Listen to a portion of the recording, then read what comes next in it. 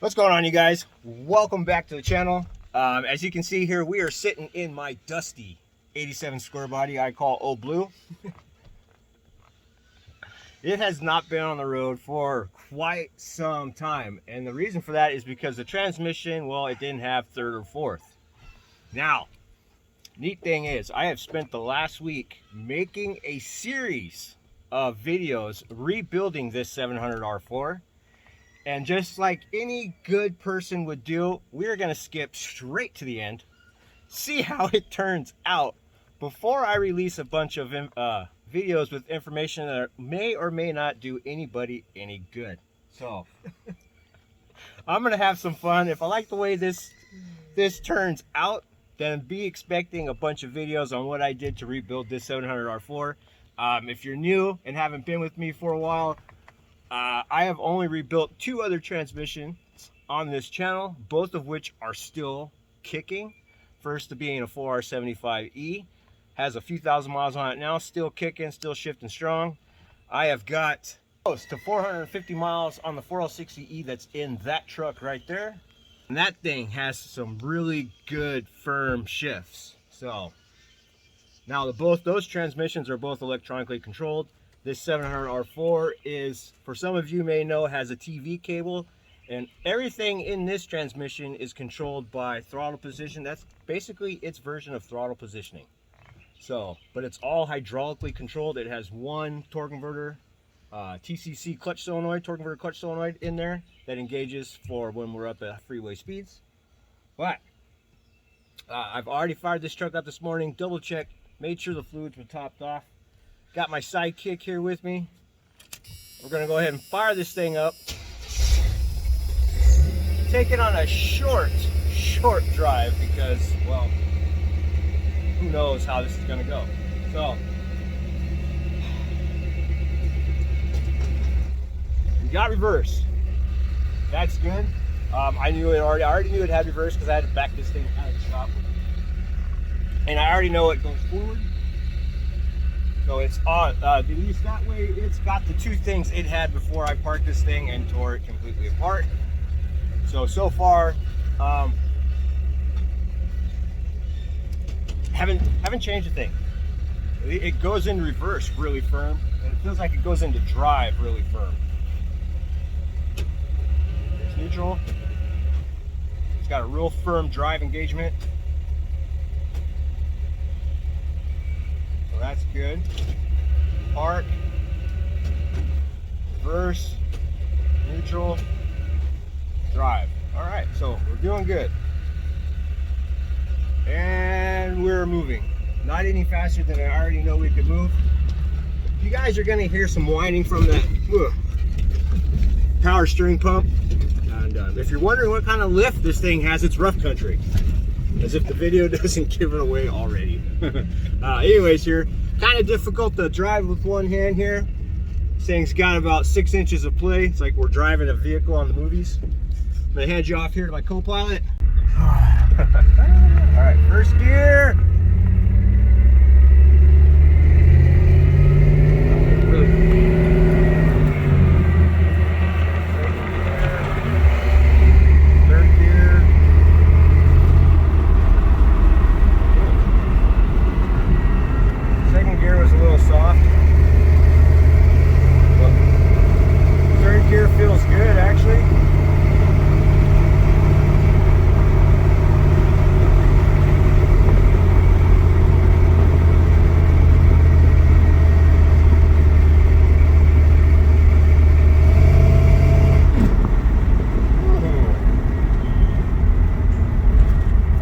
Feels a little funny. That's okay. Let's go ahead and back this thing up. You got a good, solid, good, firm reverse though, let me tell you. Hey, you know what? If this doesn't work out, I got a really firm freaking first too. So, first.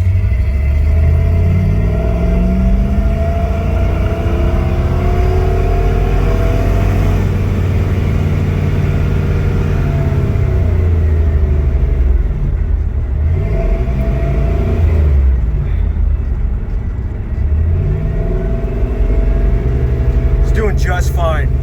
Just fine. No, that is all right. No big deal. Truthfully, I probably figured something as much, because when I pulled this thing apart, I didn't have the seals for the existing pistons that were in this transmission. See, now I got nothing. So I had to improvise. I had some molded pistons, but nothing seemed to fit quite right. So no big deal. That's why I figured I'd jump to the end, see how this thing turned out. And well, I don't like the end of this book, so we're not gonna start from the beginning. No big deal though. I'll get this thing back up to the house. We'll get it parked, and then I got another little project I want to do anyways, but see you guys in a second. All right, truck is parked. Got it down at the house there underneath the carport. It would have been really nice to go 3 for 3, but can't win them all. So I'll get back to it at a later date. We'll get that transmission out, pull it apart. See, now I get to play detective, kind of figure out and look to see where it is I messed up. No big deal. It's a learning experience, and if I can, hopefully I can find where I messed up at. I'm pretty sure it's in the 3/4 clutch assembly somewhere, because I did question it. I wasn't 100%. The book I have, I need to get a different book, because it's not real informative. There isn't a whole lot of great information in it. It basically just talks about certain things you can't do in the years and stuff like that. There's no real specifications in that. So I'll get another book, maybe order another seal and clutch kit as well, just to have it on hand. But like I said, we'll get that truck back up here. We'll get the transmission out. I'll figure out where I went wrong, but can't win them all. So now let's do something I have a better understanding of. Here we go. The truck backed up into the shop. I actually have the front end sitting outside at an angle, because I am going to pull our thermostat out right here. I have a 160-degree thermostat in this truck. I'm starting to wonder whether or not it is just because it is a 160-degree, it's just staying open. And you know, some engines like the higher temp thermostats, because then it allows to it'll get up there and warm up, then close. It just takes longer. The engines like the higher thermostats for some reason. And then if I do the ones, and some engines don't like the lower ones, they're stuck open all the time. And therefore the water is just constantly moving. And it's not really getting a whole lot of chance to cool down. So I'm going to throw a 180 in it right now. I'm also got it outside because I want to grab the hose and kind of flush the system out. This engine sat for a really long time. I pulled the radiator cap. Looks like it's rusty. It's got rust water. So I'm going to blow that out as well, rinse it out. Obviously didn't get it all out when I rebuilt the engine. So I got that. But like I said, let's go ahead and get this thermostat off. See what I got in it, maybe, and then or see if I have one here. If not, then I'll have to go to the auto parts store. So let's get that one off. All right, got you in here so you can see. This isn't nothing too specials. It's just a universal thermostat housing that I welded a -20 bung to for our fittings. But it still gets secured the same as it would if it was a factory setup. Just two 10mm bolts. Get these guys out. I've got the radiator cap off already, so there isn't any pressure. Let's see what kind of mess I can make.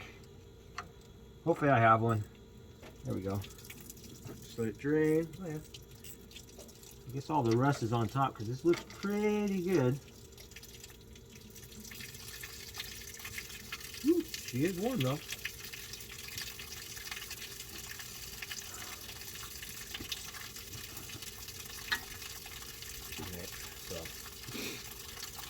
I think it's interesting how certain engines work. Some of them like the colder thermostats. They will run cold.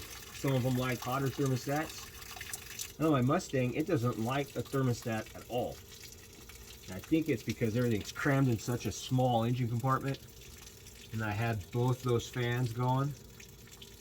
On hot days, it would use 2, but on like 80-degree days or something like that, that car only used 1 fan for the most part.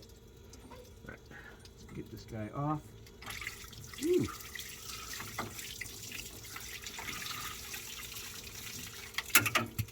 Oops. All right. Let's see. Let's get in there.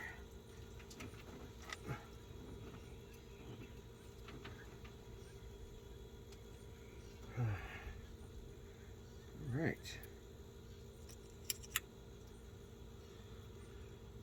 Thermostat's out. Now let's go see if I got a new one. All right, got our old thermostat out. This is a 160-degree thermostat, like I thought. If you have a little flashlight, it says right down. I don't know if you can even see it, but it won't focus. But it says right inside there. So it doesn't say anywhere else. I actually didn't know that till right now. I did have to end up having to go to the auto parts store though. Picked up this one's a 187-degree thermostat. So like I said, hoping to put this in. It doesn't open up till later. Basically slows the water down a bit. Hopefully it'll stay cooler. Worst case scenario, it doesn't work. I'll put the other one back in. It's real easy. It's just 2 10mm bolts with some water. So go ahead and get you back in the stand. Get this thing back in the truck. We'll get some water in it, fire it up, warm it up, and well, see if it makes it any better.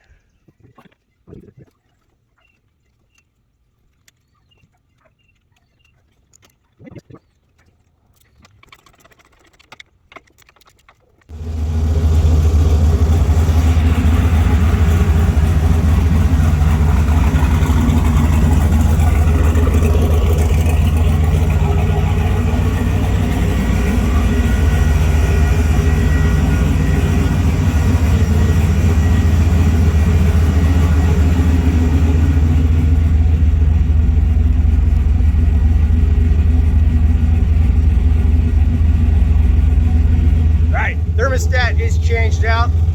Truck has been sitting here idling now for about 10 minutes and it has not moved from 206. So I think our 187-degree thermostat is what this truck needed. Now I won't really know for sure until we get it out on the road. Until we get it out on the road and we're actually stoplights.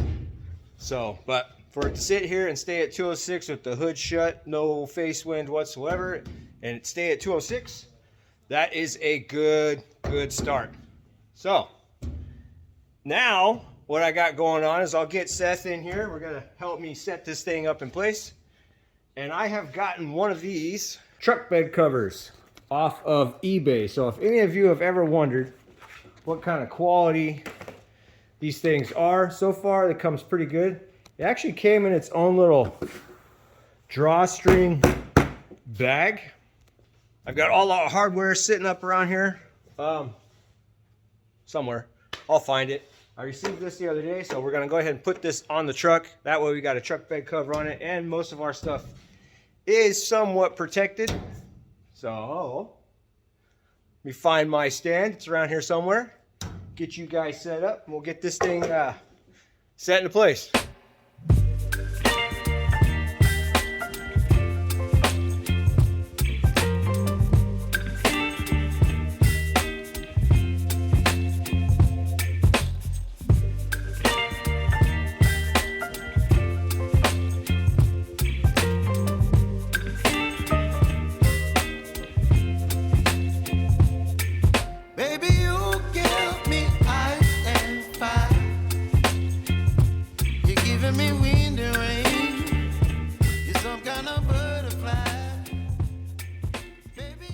All right, bed cover is sitting in place. Thanks to this guy here for helping me out. You saw there on the video, we took a little bit, we got it moved around just so I can get it lined up the best we could with this truck bed. Also went ahead and put this guy in here as well. I wanted to see the clearance between it and the hardtop. Got plenty. That was one thing I was a little worried about. Our toolbox though, the whole thing's got to come off in order for me to get inside the toolbox. which just really isn't that bad because it doesn't take much to mount this thing. I'll show you guys what I'm talking about.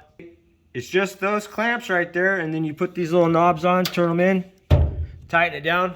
Got one of those on each side, so that's what secures it to our bed. Just grabs a hold of the lip there, snug those guys down. So if I do need to get into the toolbox, not that big of a deal. Another little cool thing is it's got these guys. I still need to put the other one in, but this guy here screws to the top. And then you can use this guy and just kind of clip him into place. Keeps that secure in case you want to drive around with the bed topper there unrolled.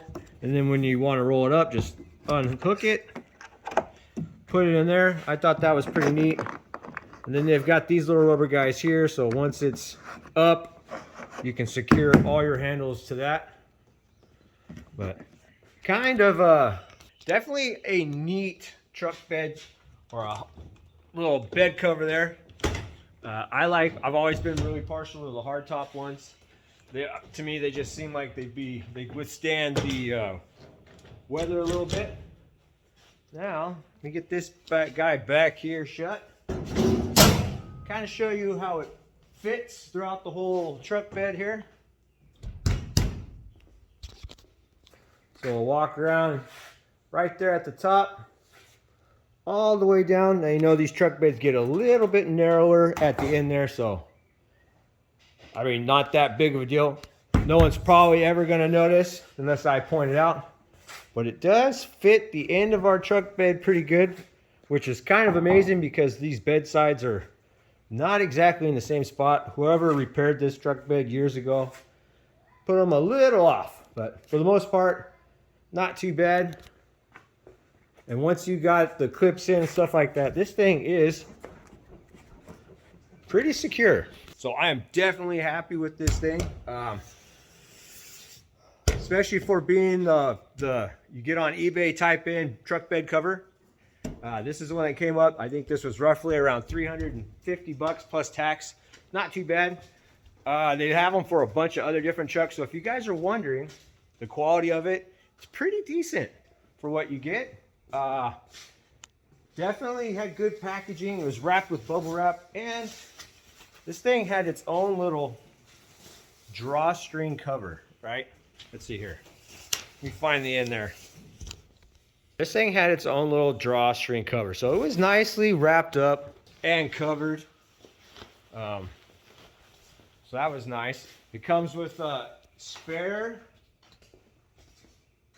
like one of each, spare little clip here, spare one of these guys, spare this, spare, not a spare handle, nope, just these guys here. So it came with a few spare parts in case you need them. You just throw them in the toolbox or your truck bed or a glove box. Weather stripping in case you had little upsets or up and downs, or you need to kind of add a little bit more if you need it. So kind of a cool little setup. I'm definitely happier. Feel a lot better having it on the truck. So that, anyways, pretty much gonna do it for this video. I know not a whole lot of meat on it, but I rolled the dice, expected to have a lot more with that blue truck, right? I was pretty excited to have that transmission done, but can't win them all, like I said. So went ahead, put a new thermostat in this. See how seems to be working out pretty good. Got a truck bed cover. I am going to put a few more miles on this truck though before I do an oil change. As of right now, you guys see this video, I got one leak left before we leave for power tour. So I'm getting real excited. I'll spend a couple days probably cleaning it up a little bit here and there. Try to spiffy it up a little bit. Make her shine, you know. Make it something that this guy here will be proud to have one day. Right, Ben? Yeah. So, again, you guys, apologize. There isn't a whole lot of meat on there, though, on the video. But, you know, just having fun, getting out there. Definitely enjoy hanging out with this kid. He makes me laugh, makes me smile. Have a whole lot of fun out here with him. So, thank you guys for hanging out. Thank you for watching. Hope you enjoyed. If you're new, hit that subscribe button for me. Turn on notifications. And catch you guys on the next one.